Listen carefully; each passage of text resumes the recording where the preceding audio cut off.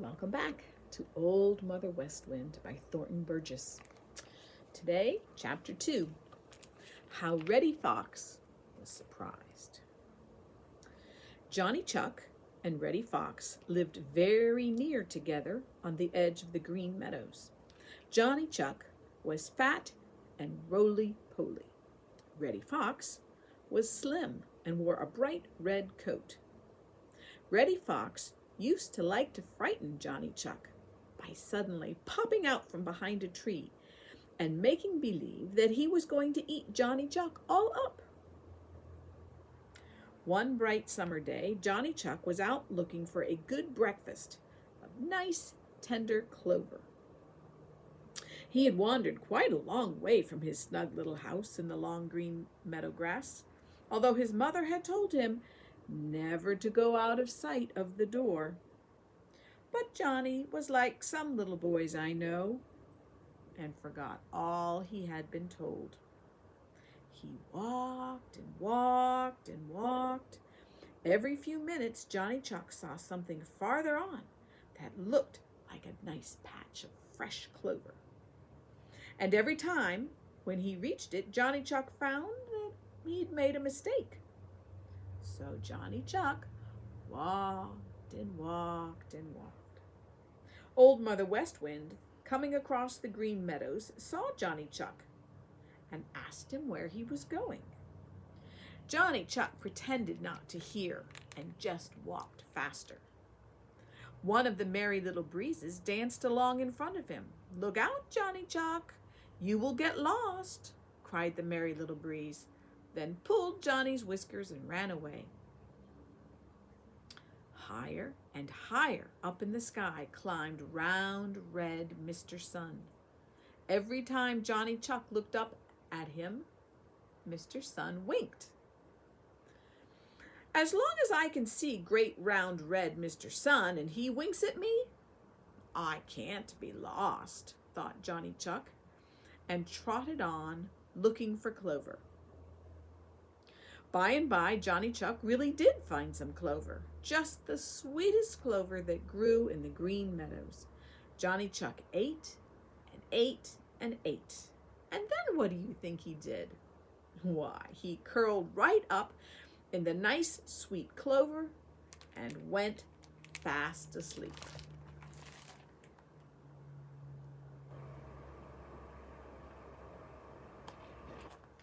Great round red Mr. Sun kept climbing higher and higher up in the sky. Then by and by, he began to go down on the other side, and long shadows began to creep out across the Green Meadows. Johnny Chuck didn't know anything about them. He was fast asleep. By and by, one of the Merry Little Breezes found Johnny Chuck all curled up in a funny round ball. "Wake up, Johnny Chuck, wake up!" shouted the Merry Little Breeze. Johnny Chuck opened his eyes, and he sat up and rubbed them. For just a few minutes, he couldn't remember where he was at all. By and by, he sat up very straight to look over the grass and see where he was. But he was so far from home that he didn't see a single thing which looked at all like the things he was used to. The trees were all different. The bushes were all different. Everything was different. Johnny Chuck was lost. Now, when Johnny sat up, Reddy Fox happened to be looking over the Green Meadows, and he saw Johnny's head when it popped above the grass. "Aha!" said Reddy Fox. "I'll scare Johnny Chuck so he'll wish he'd never put his nose out of his house." Then Reddy dropped down behind the long grass and crept softly, oh, ever so softly, through little paths of his own until he was right behind Johnny Chuck. Johnny Chuck had been so intent looking for home that he didn't see anything else. Reddy Fox stole right up behind Johnny and pulled Johnny's little short tail hard. How it did frighten Johnny Chuck. He jumped right straight up in the air, and when he came down, he was the maddest little woodchuck that ever lived in the Green Meadows. Reddy Fox had thought that Johnny would run, and then Reddy meant to run after him and pull his tail and tease him all the way home.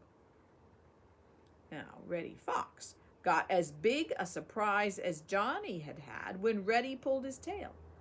Johnny didn't stop to think that Reddy Fox was twice as big as he, but with his eyes snapping and chattering as only a little chuck can chatter, with every little hair on his little body standing right up on end, so that he seemed twice as big as he really was, he started for Reddy Fox.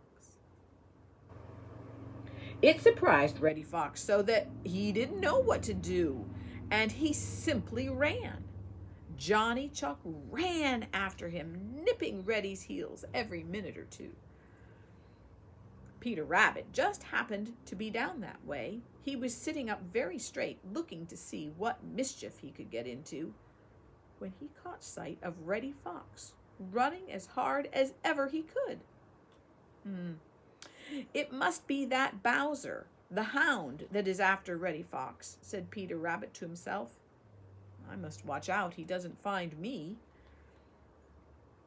Just then he caught sight of Johnny Chuck, with every little hair standing up on end and running after Reddy Fox as fast as his short little legs could go.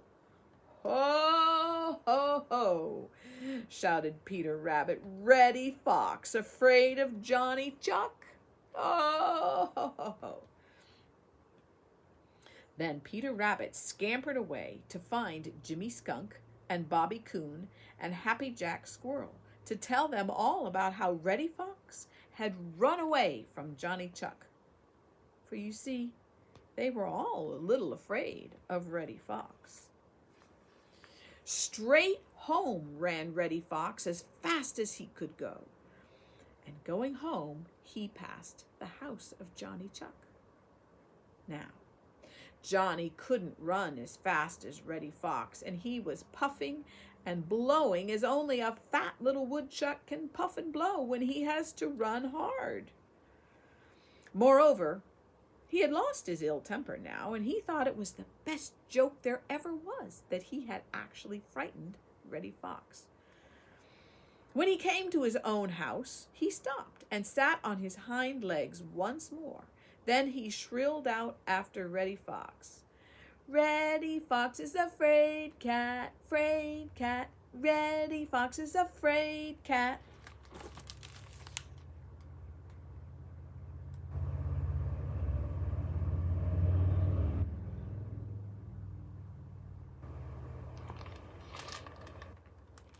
And all the merry little breezes of Old Mother West Wind, who were playing on the Green Meadows, shouted, Reddy Fox is a fraid cat, fraid cat. And this is the way that Reddy Fox was surprised and that Johnny Chuck found his way